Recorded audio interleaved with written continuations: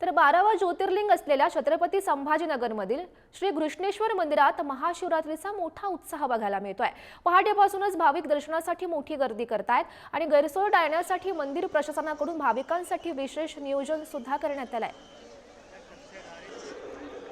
या संदर्भात अधिकची माहिती जाणून घेऊयात। आमचे प्रतिनिधी सचिन जिरे सध्या आपल्या सोबत आहेत। सचिन, आपण बघू शकतोय घृष्णेश्वर मंदिरात खरं तर महाशिवरात्रीचा मोठा उत्साह बघायला मिळतोय। मोठे भाविक खरं तर दर्शनासाठी येत असतात। तिथलं काय सध्याचे चित्र दिसतंय, काय उत्साह दिसतोय भाविकांमध्ये?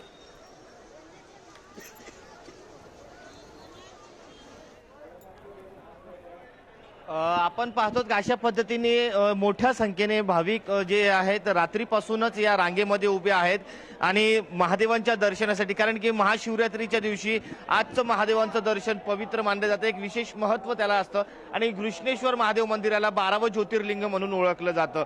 जोपर्यंत घृष्णेश्वर महादेवाचं मंदिराचं दर्शन घेतलं जात नाही तोपर्यंत 12 ज्योतिर्लिंगाचं जो पुण्य आहे, जे 12 ज्योतिर्लिंगांचे दर्शन आहे ते पूर्ण होत नाही, अशा पद्धतीची आख्यायिका आहे। त्यामुळं आपण पाहिलं की दरवर्षी लाखोंच्या संख्येने घृष्णेश्वर मंदिरात देशामधून परदेशामधून भाविक आणि भक्त मोठ्या संख्येने येत असतात। मग श्रावण सोमवार असेल किंवा प्रत्येक सोमवारी देखील या ठिकाणी गर्दीच असते। मात्र आजचा दिवस हा विशेष मानला जातो, त्यामुळे लाखोंच्या संख्येने या ठिकाणी भाविक येत असतात। आणि जवळपास सध्या जर आपण पाहिलं 2 ते 2.5 किलोमीटरची रांग भाविकांची ही लागलेली आहे। आपल्या महादेवांना अभिषेक करण्यासाठी या ठिकाणी नागरिक दाखल होत आहे आणि या दरवर्षीपेक्षा यावर्षी दुपटीने भाविक दाखल होणार असल्याचा अंदाज वर्तवण्यात आलेला आहे। त्याचं कारण असं आहे की प्रयागराजमध्ये जो महाकुंभ मेळा झालेला आहे त्या महाकुंभ मेळ्यामध्ये अनेक भाविकांनी आपली हजेरी लावली होती आणि पवित्र त्रिवेणी संगमाचा जो पवित्र जल आहे तो सोबत घेऊन आले होते आणि त्याच जलाचा या ठिकाणी अभिषेक केला जाणार आहे भाविक भक्तांकडून। त्यामुळे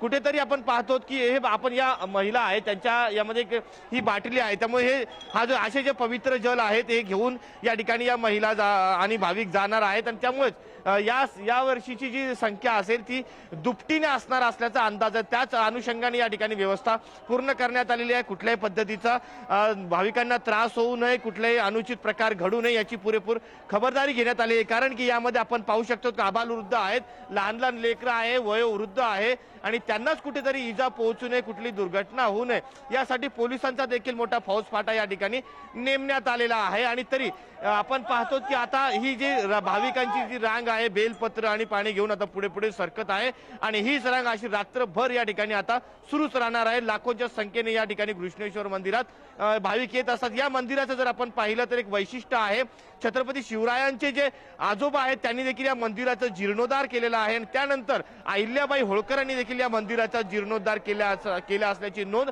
इतिहासामध्ये आढळते। त्यामुळे धार्मिक महत्व सह ऐतिहासिक महत्व देखील या मंदिराला आहे। नक्कीच सचिन, तुम्ही म्हटल्याप्रमाणे आज दिवसभरात खरं तर मोठी गर्दी या मंदिरात जमू शकते आणि त्या अनुषंगाने खरं तर ही गर्दी टाळण्यासाठी किंवा भाविकांची गैरसोय होऊ नये यासाठी मंदिर प्रशासनाकडून कसं नियोजन नेमकं करण्यात आलंय?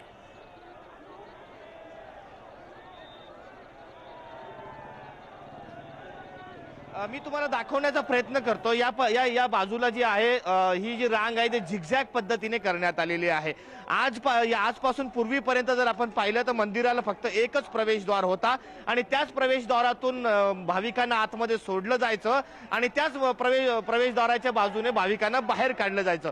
मात्र आपण पाहतात माझ्या या बाजूला जर आपण पाहिलं तर पहिल्यांदा असं ही गर्दी टाळण्यासाठी आणि प्रयागराजमध्ये जी चेंगराचेंगरी झाली होती, धावपळ झाली होती, तशी दुर्घटना या ठिकाणी घडू नये यासाठी आता या बाजूला एक एक्झिट द्वार देखील करण्यात आलेला आहे। इतिहासात पहिल्यांदाच हा दुसरा द्वार या ठिकाणी मंदिर प्रशासनाच्या वतीने करण्यात आलेला आहे। तो जो एक्झिट दिसतोय इथून या भाविक ज्यांचे दर्शन झालेले आहे असे भाविक या ठिकाणाहून परत जात आहेत, म्हणजे त्यामुळे कुठल्याही पद्धतीची या ठिकाणी गर्दी होत नाहीये।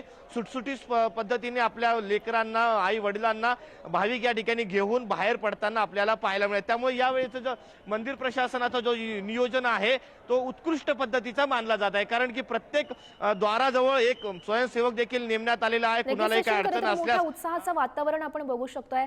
धन्यवाद दिलेल्या सविस्तर माहितीसाठी।